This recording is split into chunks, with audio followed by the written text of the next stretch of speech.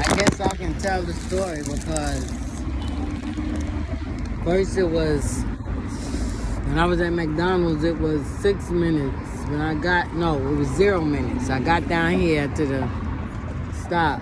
It was 8 minutes. Then it went to 10 minutes. Now it's 17 minutes. Now you know that doesn't make no sense. This is why people have a car. I understand. I always understood why people had cars. I just never understand why I ain't have one.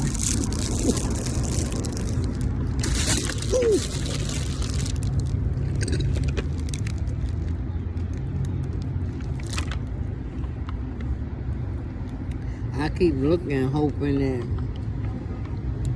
the bus come flying up. Cause sometimes I make a mistake and they be saying 17 and 20 something minutes and one come up. So okay, I was in this juvenile group home. I think it was a group home. It's called a group home, which was Covenant House. It was on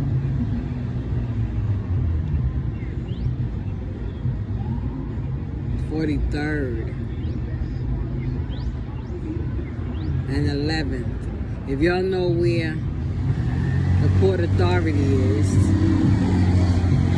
back in the days, the Port Authority used to stay open all night, you know, derlicks and bums and all that would be in it. More so to the back. I know now they probably got it looking like Grand Central Station now. But back then, it was something else. Right? A little birdie foot hurt.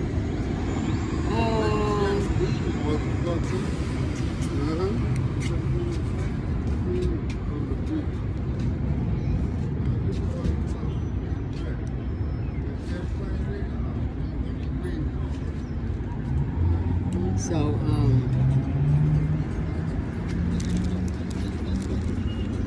yeah, the back of 42nd Street is about 2 blocks from that. I can't remember, I think that's 43rd. Because 42nd is the street at the entrance. 43rd, 44th. I got the picture in my head. 44th, 45th. Yeah. So it's like 45th and 11th. Like 11th Street, 12th Street, like that.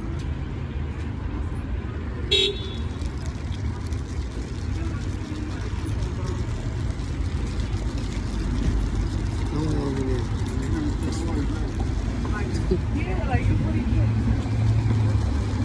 Somewhere over there, okay.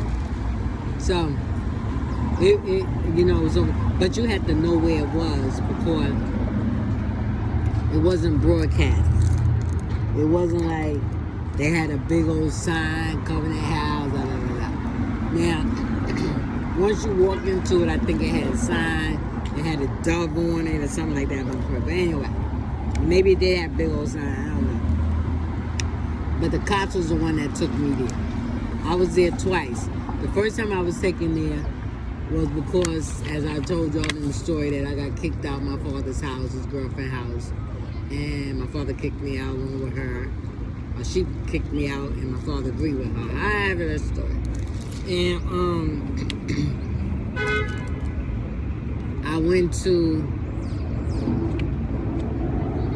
I walked the street, Farragut Projects. When I was telling the story, I was trying to remember the name of the projects. The name of the project was Farragut. I guess if I'm going to tell you my cocaine story, I got to tell you how I got it. What led me up to the cocaine story? What was I doing out there doing coke when I had to save grandma? I just was telling y'all in the previous video that about membership. I grew up in there. Yeah, that's what I was doing. I didn't finish that. So I grew up in the church. So what am I doing over here at a Covenant House and snorting coke?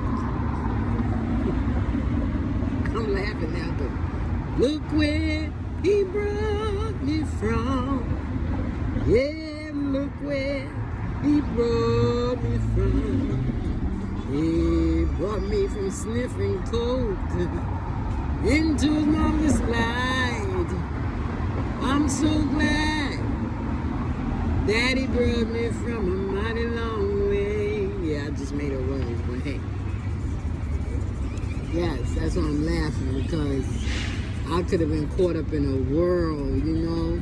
That's why my heart goes out to these people that can't stand up because they on these different types of drugs, and I see people bending down, picking up cigarettes, looking for crack on the floor or whatever they looking for.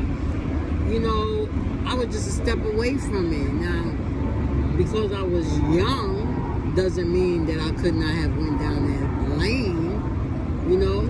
So I consider I was a step away from that, you know. I was a step away from being a bum, a step away from being an alcoholic, a step away from being a drug addict. I could have never been a drug dealer. But I can't see myself dealing drugs.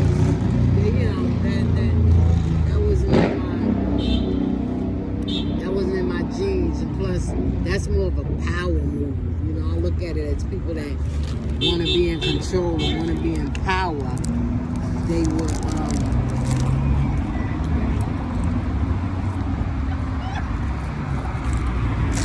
you know, they sell drugs. You know, they be pimps. Those are power moves. And I'm going to say insecurity moves too, right? Because you're selling, well, let's not get into it. It's not my business why they doing it. I'm just going to say I was a step away from that type of life. So, I got kicked out. I'm trying to think of the person. Yeah, I got kicked out. Upon getting kicked out, the house that I was staying in was my father's girlfriend's house, Paulette, and she was living in Farragut. She was living in 111 Farragut. I think it's Farragut Road, or the project, Farragut Projects, right underneath the George Washington Bridge. As soon as you come out the apartment and you turn, you see the bridge. You hear the cars, you see the cars going on. Lord have mercy, something ever happened to that bridge, that building going to be hurt. That building will collapse. Okay, so, you know where it came from. Look for the bus. So now,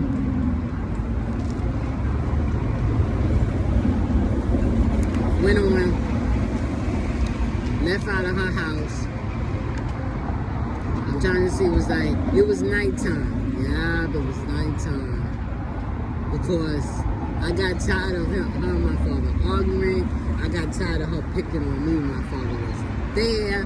I got tired of her telling my father lies. And when my daddy got home, he wanted to fuss and argue with me. I got tired of my daddy talking about, get up, you need to get a job. It's a copy on it. Get up, go get a job. If I gotta get up, you gotta get up. Mind you, it's Saturday. It's Saturday.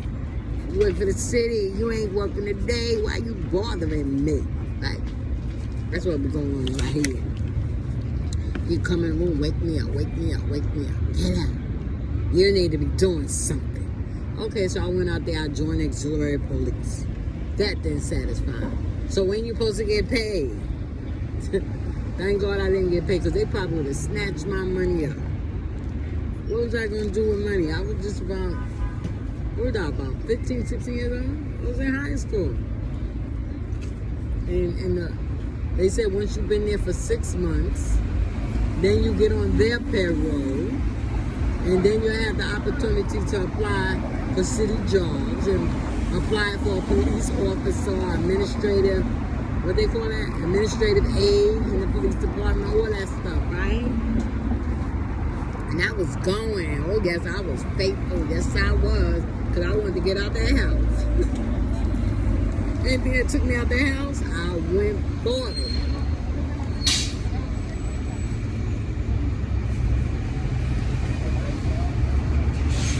So, I didn't get a chance to get the money. They thought I wasn't going to work.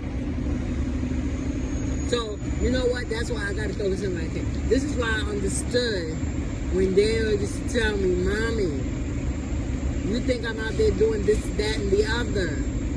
You don't understand, I'm not, right? But my intuition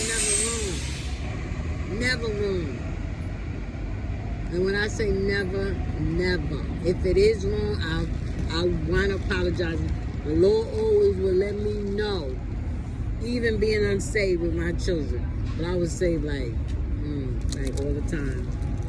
I think it was a couple of years. I think the main time that I wasn't saved is when they was young. When they got older and became teenagers, became parents, I was saved. I probably wasn't saved to their liking, but I was saved. Hello.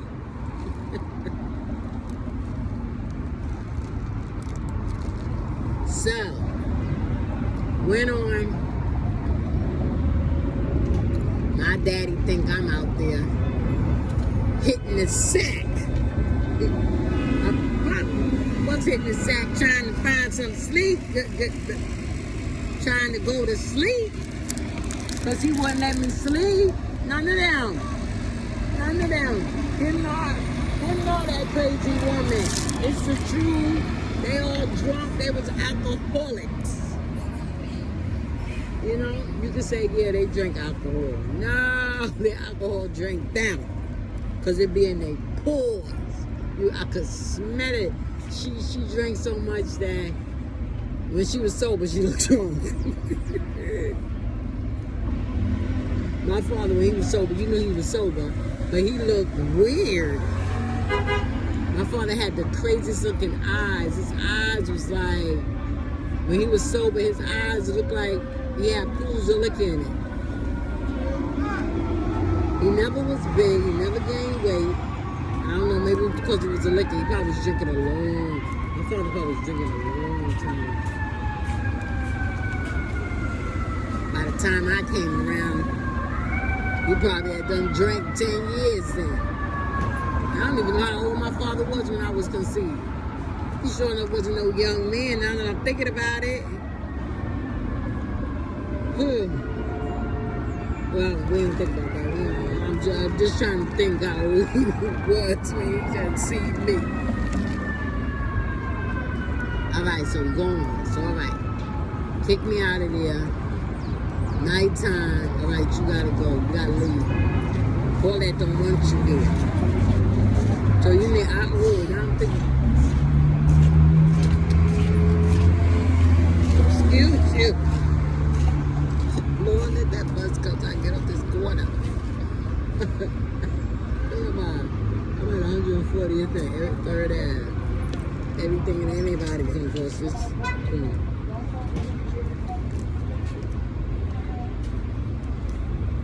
So, he said, he come to me. He said, all right, where you was? I said, I was at my girlfriend's house. Oh, you was at your girlfriend's house for 3 months?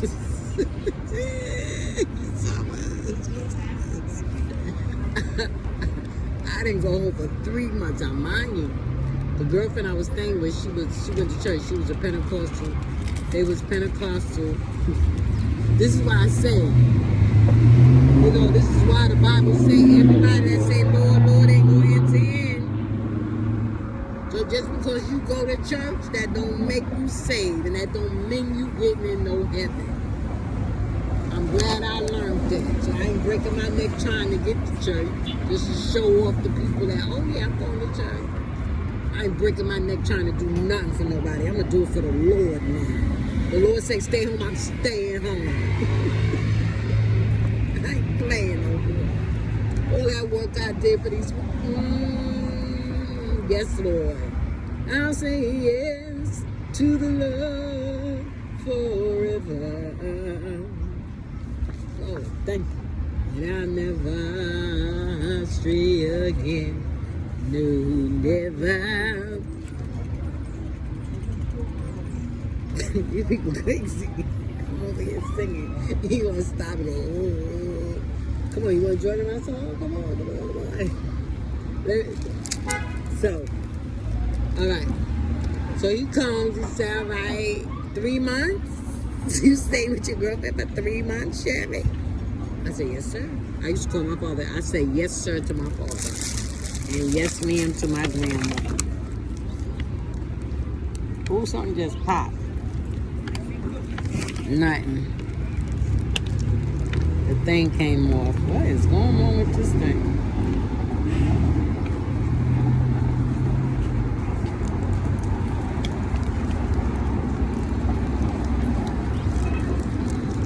Let me see where the bus comes.